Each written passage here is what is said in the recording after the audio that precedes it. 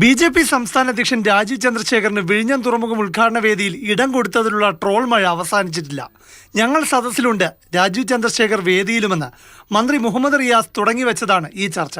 CPM cyber ഹാൻഡിലുകൾ ഏറ്റുപിടിച്ച് കൊഴുപ്പിച്ചതോടെ BJP. Cyber ഗ്രൂപ്പുകളും മുഹമ്മദ് റിയാസിനെതിരെ ആക്രമണത്തിലാണ്. ഈ പോർവിളി കാണുന്നവർ വേദിയിൽ അന്ന് നടന്ന ഈ കാഴ്ചകൾ കൂടി കാണണം.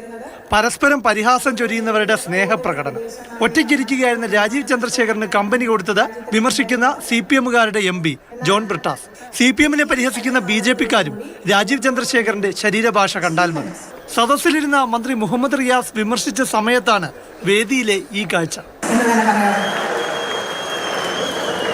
ഒരുപാട് വെല്ലുവിളികളിലൂടെ കടന്നുപോയാണ് ഈ പദ്ധതി ഇന്നൊരു സ്വപ്ന യാഥാർത്ഥ്യമായി മാറി നിൽക്കുന്നതെന്ന്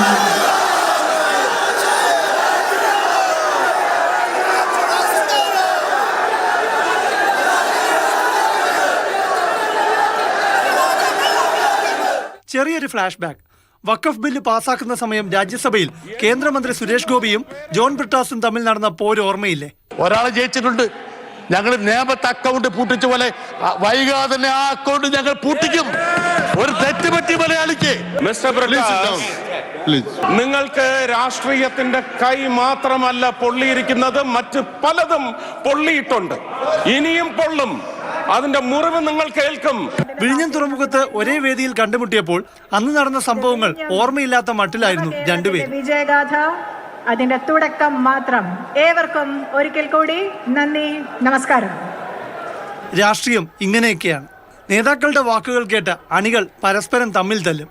തമ്മിലടിക്കുന്നവർ തോളിൽ കൈയിട്ട് നടക്കുകയും ചെയ്യും. ജയ് വിളിക്കുന്നവർ ഇതൊക്കെ മനസ്സിലാക്കിയാൽ നല്ലത്. പ്രശാന്ത് കൃഷ്ണ, മാതൃഭൂമി ന്യൂസ്, തിരുവനന്തപുരം.